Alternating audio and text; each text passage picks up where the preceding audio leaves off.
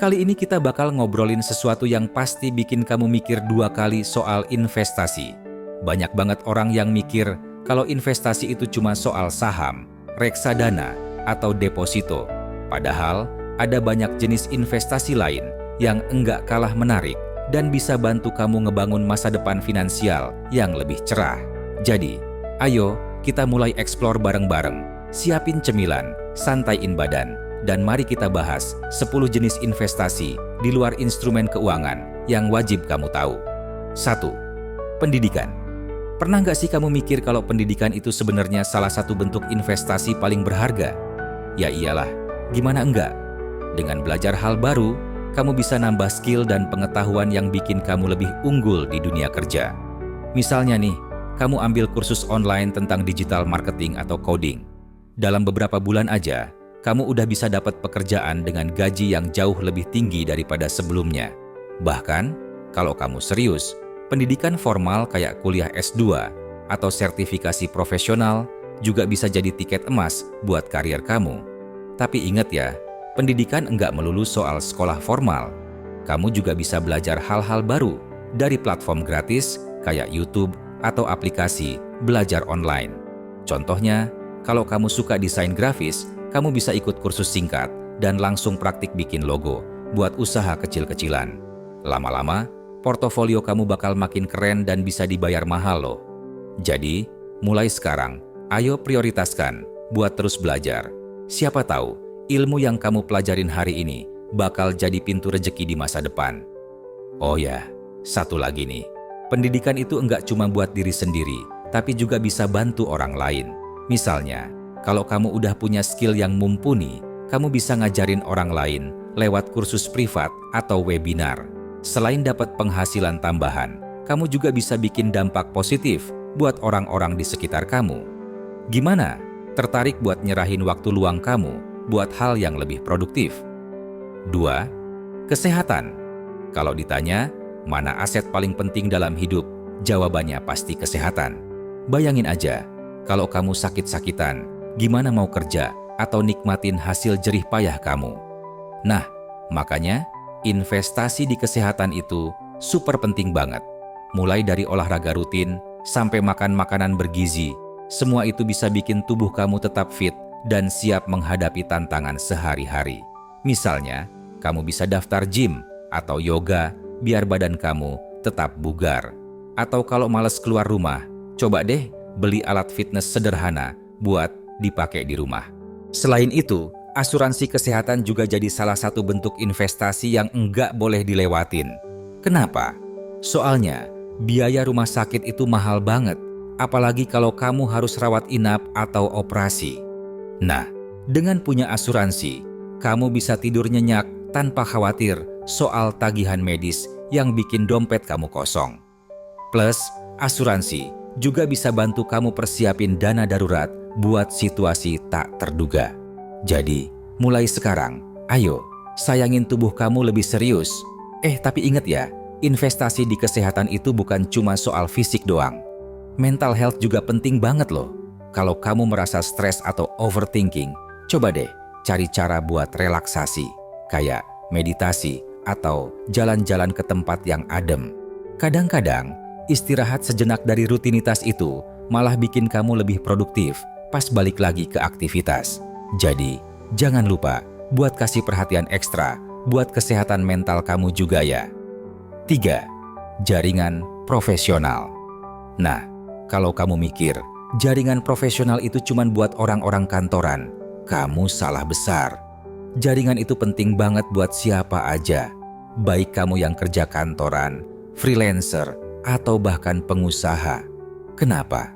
Soalnya, jaringan yang luas bisa bikin kamu dapat informasi, lowongan kerja, proyek kolaborasi, atau bahkan mentorship yang bisa bantu kamu berkembang lebih cepat. Misalnya nih, kamu kenal seorang senior di industri yang sama, kamu bisa minta tips atau bahkan rekomendasi kerja. Enak kan? Tapi, gimana caranya bangun jaringan yang kuat? Gampang kok. Kamu bisa mulai dari ikut acara networking, seminar, atau bahkan grup komunitas di media sosial.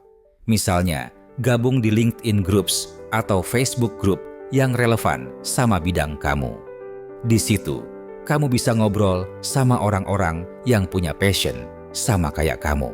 Siapa tahu, dari obrolan ringan itu bisa lahir kerjasama bisnis yang menguntungkan. Oh ya, satu hal yang penting banget. Jangan cuma fokus cari untung dari jaringan kamu ya. Bangun hubungan yang saling menguntungkan. Misalnya dengan bantu orang lain dulu sebelum minta bantuan. Misalnya, kamu bisa bagiin ilmu atau referensi yang berguna buat mereka. Lama-lama, orang-orang bakal percaya sama kamu dan mau bantu balik. Jadi, mulai sekarang, ayo perluas jaringan kamu, biar peluang-peluang baru bisa datang dengan sendirinya. 4. Bisnis sampingan. Pernah nggak sih kamu mikir, kenapa enggak coba bikin bisnis sampingan aja ya? Nah, ini nih, salah satu cara paling oke buat nambah penghasilan tanpa harus ninggalin pekerjaan utama kamu. Misalnya nih, kamu suka masak. Coba deh jual makanan homemade kayak kue kering, snack sehat, atau bahkan catering harian.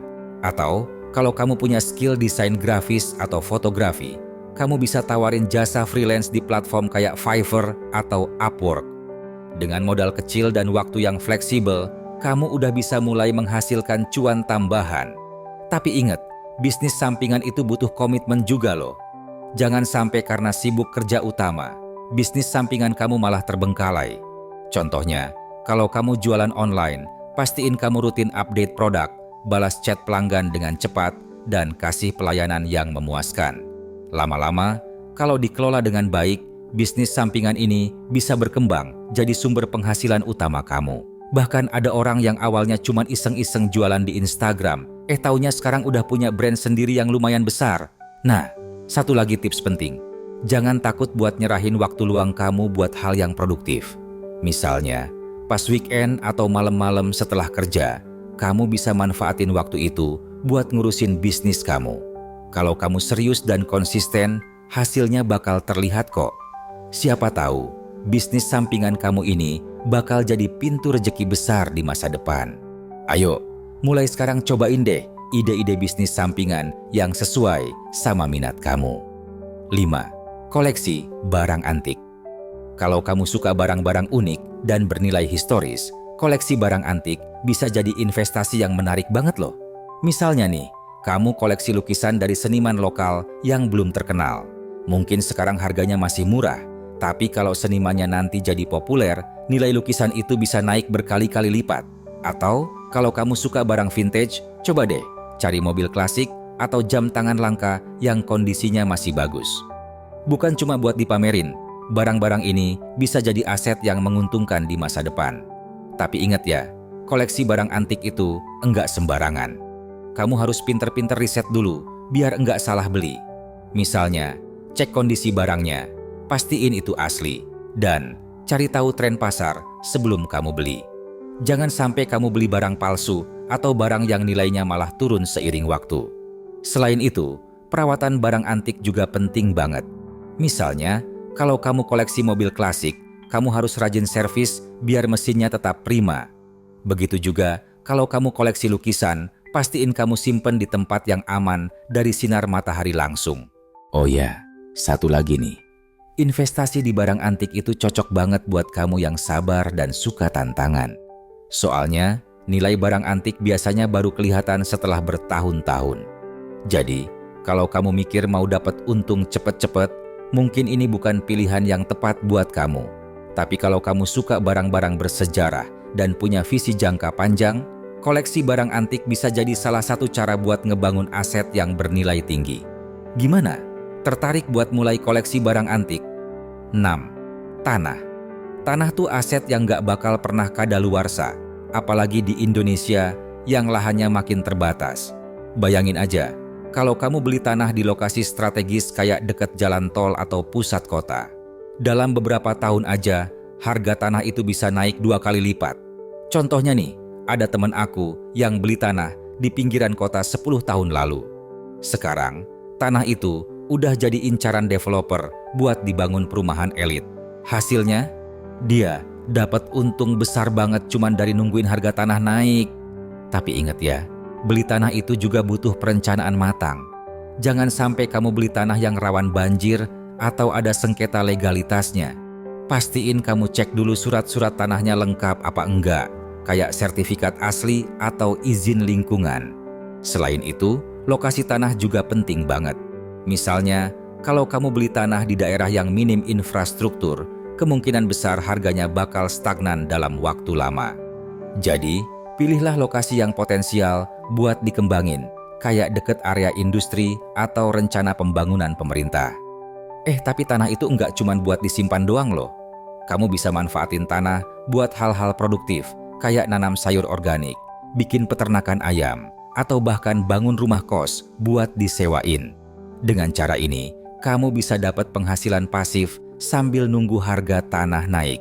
Jadi, mulai sekarang, ayo pertimbangin buat investasi di tanah sebagai salah satu cara buat ngebangun aset jangka panjang. 7. Peternakan. Kalau kamu suka dunia agrikultur atau pengen punya sumber penghasilan pasif, peternakan bisa jadi pilihan yang menarik banget. Misalnya nih, kamu beternak ayam petelur. Setiap hari, kamu bisa jual telur ke warung-warung atau pasar lokal. Atau, kalau kamu lebih suka ternak ikan, kamu bisa coba budidaya lele atau nila buat dijual ke restoran-restoran. Dengan modal awal yang relatif kecil, kamu udah bisa mulai menghasilkan pendapatan rutin dari peternakan kamu. Tapi ingat ya, peternakan itu butuh perawatan ekstra. Kamu harus pastiin ternak kamu sehat dan lingkungannya bersih biar enggak rentan penyakit. Misalnya, kalau kamu beternak sapi perah, kamu harus rutin kasih makan yang bergizi dan jaga kebersihan kandang. Selain itu, kamu juga harus paham tren pasar biar hasil ternak kamu laku keras. Contohnya, kalau permintaan susu sapi lagi tinggi, kamu bisa fokus produksi susu buat dijual ke pabrik atau konsumen langsung. Oh ya, satu lagi nih, peternakan itu cocok banget buat kamu yang suka tantangan dan punya visi jangka panjang. Soalnya, hasil dari peternakan biasanya baru kelihatan setelah beberapa bulan atau bahkan tahun. Tapi kalau kamu sabar dan konsisten, hasilnya bisa sangat menguntungkan. Apalagi kalau kamu bisa gabungin peternakan sama teknologi modern, kayak sistem otomatisasi pakan atau monitoring kesehatan ternak. Jadi, mulai sekarang, ayo pikirin buat mulai beternak sebagai salah satu bentuk investasi produktif. 8. Perkebunan. Perkebunan itu mirip kayak peternakan, cuman bedanya kamu nanam tanaman buat dijual hasilnya. Misalnya nih, kamu nanam kopi, teh, atau bahkan kayu jati. Kayak investasi tanah, perkebunan juga butuh waktu panjang buat kelihatan hasilnya. Tapi kalau kamu sabar, hasilnya bisa bikin kamu senyum-senyum sendiri. Contohnya, ada orang yang nanam kayu jati di lahan kosong. Setelah 20 tahun, dia jual kayu itu dengan harga yang jauh lebih tinggi daripada modal awalnya. Lumayan banget kan? Tapi ingat ya, perkebunan itu juga butuh perawatan rutin. Kamu harus pastiin tanaman kamu sehat, bebas dari hama, dan dapat cukup air serta sinar matahari. Misalnya, kalau kamu nanam kopi, kamu harus rajin ngasih pupuk dan ngatur irigasi, biar kualitas biji kopinya bagus. Selain itu, kamu juga harus paham tren pasar, biar hasil panen kamu laku keras. Contohnya, kalau permintaan kopi specialty lagi tinggi, kamu bisa fokus produksi biji kopi premium buat dijual ke kedai-kedai kopi kekinian. Oh ya, satu lagi nih, perkebunan itu nggak cuma soal nanam tanaman doang. Kamu bisa kombinasikan perkebunan sama pariwisata loh. Misalnya, kalau kamu punya kebun teh atau kopi yang indah, kamu bisa bikin agrowisata buat tarik wisatawan. Dengan cara ini, kamu bisa dapat penghasilan tambahan dari tiket masuk atau penjualan oleh-oleh. Jadi, mulai sekarang, ayo pikirin buat mulai nanam tanaman produktif sebagai salah satu bentuk investasi jangka panjang. 9. Hak kekayaan intelektual. Kalau kamu punya ide brilian atau karya kreatif, jangan buru-buru dilepas gitu aja. Daftarin hak kekayaan intelektual kamu biar bisa jadi aset yang menguntungkan. Misalnya nih, kamu bikin aplikasi atau inovasi teknologi baru. Kamu bisa daftarin paten biar ide kamu dilindungi hukum. Nanti, kamu bisa jual lisensi atau royalti ke perusahaan-perusahaan yang mau pakai ide kamu. Enak kan? Tapi ingat ya, proses daftar hak kekayaan intelektual itu kadang ribet dan butuh biaya. Kamu harus pastiin semua dokumen kamu lengkap dan sesuai aturan. Misalnya, kalau kamu mau daftarin merek dagang, pastiin nama merek kamu unik dan enggak ada yang mirip di pasaran. Selain itu, kamu juga harus paham jenis hak kekayaan intelektual yang cocok buat karya kamu, kayak paten, merek dagang, atau hak cipta. Jangan sampai kamu daftar yang salah, nanti malah rugi sendiri. Oh ya, satu lagi nih. Hak kekayaan intelektual itu cocok banget buat kamu yang kreatif dan punya ide-ide segar. Soalnya, karya kamu bisa jadi sumber penghasilan pasif yang menguntungkan. Misalnya, kalau kamu nulis buku atau bikin musik, kamu bisa jual karya itu di platform digital kayak Spotify atau Amazon Kindle. Dengan cara ini, kamu bisa dapat royalti setiap kali ada orang yang beli atau streaming karya kamu. Jadi, mulai sekarang, ayo proteksi ide-ide kamu biar bisa jadi aset yang bernilai tinggi. 10. Keterampilan baru. Last but not least, investasi paling berharga itu adalah diri kamu sendiri. Belajar keterampilan baru itu kayak nanam pohon duit, makin lama makin subur dan menghasilkan cuan. Misalnya nih, kamu belajar coding atau analisis data.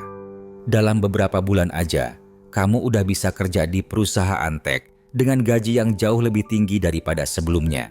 Atau kalau kamu suka bikin konten, kamu bisa belajar video editing atau animasi buat ngeboost karier kamu sebagai content creator. Tapi ingat ya, belajar keterampilan baru itu butuh waktu dan usaha. Jangan sampai kamu belajar setengah-setengah, terus ilmunya enggak kepake. Misalnya, kalau kamu belajar desain grafis, pastiin kamu praktik langsung bikin logo atau banner buat latihan. Lama-lama, kamu bakal punya portofolio yang keren dan bisa dipakai buat apply kerjaan atau project freelance. Plus, kalau kamu rajin, kamu bisa jadi ahli di bidang itu dan dibayar mahal. Oh ya, satu lagi nih. Keterampilan baru itu enggak cuma buat karier doang. Kamu juga bisa manfaatin skill kamu buat bantu orang lain. Misalnya, kalau kamu jago public speaking, kamu bisa ngadain seminar atau pelatihan buat orang-orang yang pengen belajar. Dengan cara ini, kamu bisa dapat penghasilan tambahan sekaligus bikin dampak positif buat orang lain. Jadi, mulai sekarang, ayo prioritaskan buat terus belajar dan upgrade diri kamu biar makin berkembang. Nah, gimana nih setelah kita bahas 10 jenis investasi di luar instrumen keuangan ini? Seru banget kan? Ternyata, investasi itu enggak cuma soal uang tunai atau aset digital, tapi juga bisa berupa hal-hal yang bikin kamu makin berkembang sebagai individu. Jadi, mulai sekarang, ayo pikirin ulang prioritas kamu dan coba terapkan salah satu dari ide-ide ini. Ingat, perubahan besar selalu dimulai dari langkah kecil. Siapa tahu, langkah kecilmu hari ini adalah awal dari perjalanan menuju kesuksesan finansial. Kalau kamu suka video ini, jangan lupa like, share, dan subscribe, ya. Biar kita bisa terus ngasih konten-konten menarik yang bermanfaat buat kamu. Sampai ketemu lagi di video berikutnya. Stay awesome guys!